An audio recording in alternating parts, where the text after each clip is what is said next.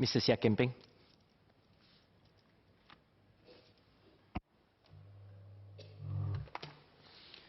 Mr. Deputy Speaker, sir, I want to talk about three ideas which underline Singapore's approach to hate speech, two conceptual and one practical. The first is a non-fundamentalist approach to freedom of speech and expression. The second, our preemptive approach to hate speech legislation. And last, a warning against toothless legislation. In 2015, the British press, unlike some newspapers in Europe, collectively decided not to republish the caricatures of Prophet Muhammad, which led to the slaughter of 12 staff working in the office of Charlie Hebdo.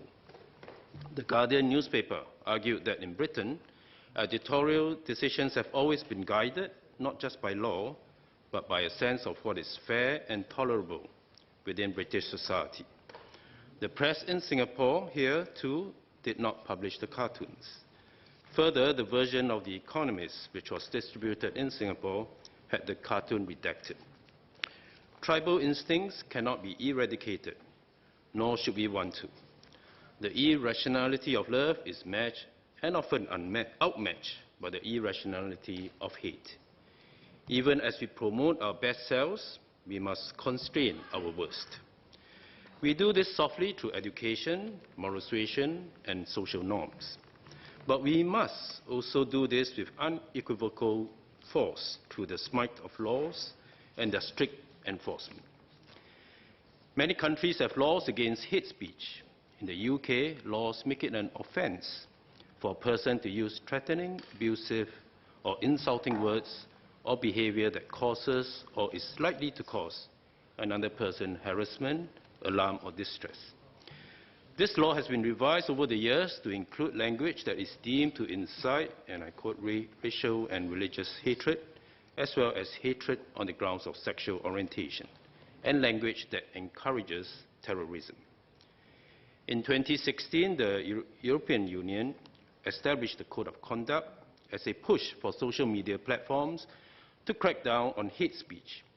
Subsequently, 4 giant IT companies, Google, Instagram, Snapchat, and Dailymotion, they decided to join the EU Code of Conduct on countering illegal hate speech online. Our Home Affairs Minister has pointed out the relatively lax legislation both in UK and US. This is not because they do not see hate speech as wrong, but because they see freedom of expression as right. Two wrongs don't make a right, but what do two rights make? When the right to freedom of expression is fundamental, and the right to freedom of religious belief is fundamental, what do we do? The extreme liberal approach is to do nothing and let the two fundamentals contest in the open. That is one approach, but that is certainly not ours. We cannot leave it to the law of the jungle. We cannot say this is not a government problem. Let the people fight it out. Let the people sort it out amongst themselves. We must say, as you are doing today, this is allowed in the public space, and that is not. Our laws must provide guidance on the clash of rights, not just in court, but in everyday life. This is my first point about the non-fundamentalist nature of our approach to freedoms of expression. My second point relates to hate speech legislation and the degree to which it should be regulated. I mentioned about the Charlie Hebdo incident and Singapore's strong stance against publishing images offensive to members of our community.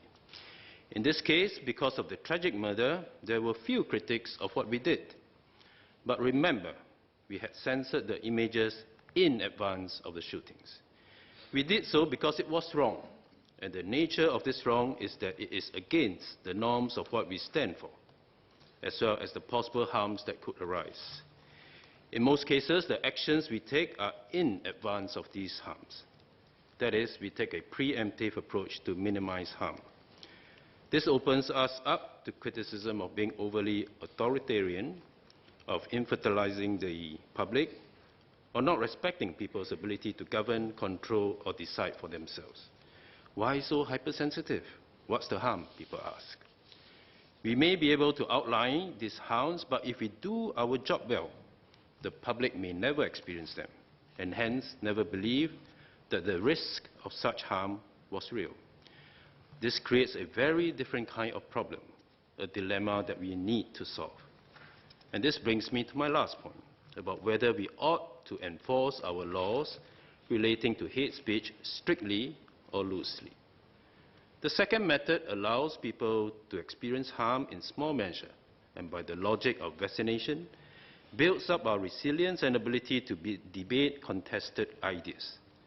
I agree that contestation of ideas and debate is valuable in many areas, but relating to this body of legislation, I argue for a strict application.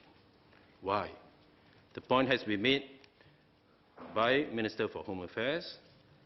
The nature of law flows to the nature of the country.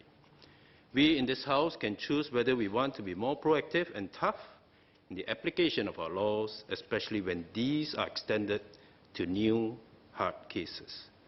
So I would rather be conservative and safe than experimental and sorry. Many older societies have seen the fractures, fissures, and wounds which once opened up are hard to heal, especially on matters relating to race and religion. Standing against this, our existing laws may be good enough, as there are adequate provisions. So I argue that what we need is tighter and proactive enforcement. Strong enforcement will also provide deterrent effects, because knowing that the government is serious about enforcement has real consequences on behavior, both among the people and corporations. In 2017, Germany became the first country in the EU to introduce a dedicated law against online hate speech that allows authorities to fine social media companies who fail to remove hate speech posts that violate German law within 24 hours. Companies could be fined up to 50 million euros under the law.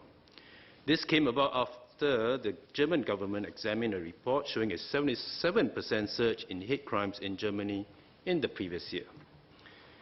As an immediate response to the law, in January and February 2017, YouTube deleted 90% of hate speech videos reported by users, Twitter deleted 1%, Facebook deleted 39%. So laws have effect, but not all the time. We see this in the continued existence of hate speech, instances of clear violations that persist with impunity. Australia, for example, does not have a strong record of confronting white nationalism. In recent years, we see government senators voting for a motion that it is okay to be white. We have seen politicians there saying that the real cause of the New Zealand streets tragedy to be the immigration problem that allowed Muslim fanatics to migrate to New Zealand in the first place. And these politicians have gotten away scot-free. So this is not because Australia does not have laws against hate speech, although some may argue that such laws have been weakened in recent years, but it is because there is a political culture there that tolerates such open airing of views. A flexible enforcement of laws may be one way of coping with the clash of two fundamentals, but as I have said before, it is not Singaporeans' way. Ours is a more difficult, more rigid, and some would say less liberal model. This may indeed be so, but it is a choice that does not denigrate freedoms in general, but instead respects as many freedoms as possible. It certainly does not place the freedom to express hate over the freedom to practice one's religion. Mr. Deputy Speaker, sir, I spoke about tribal instincts which cannot be denied. Such instincts create mistrust, hostility, and, as you've seen in recent days, death and dissolution. But our tribal instinct also creates heroes when the best among us strives to protect the rest, when we see altruism, kindness, fair play, duty, and sacrifice. We cannot legislate heroism no more than we can outlaw villainy. But we can and we must use laws to give the best chance for our ambitions to do good and to constrain, deter, and severely punish those who plan to do evil. Thank you, Mr. Deputy Speaker, sir.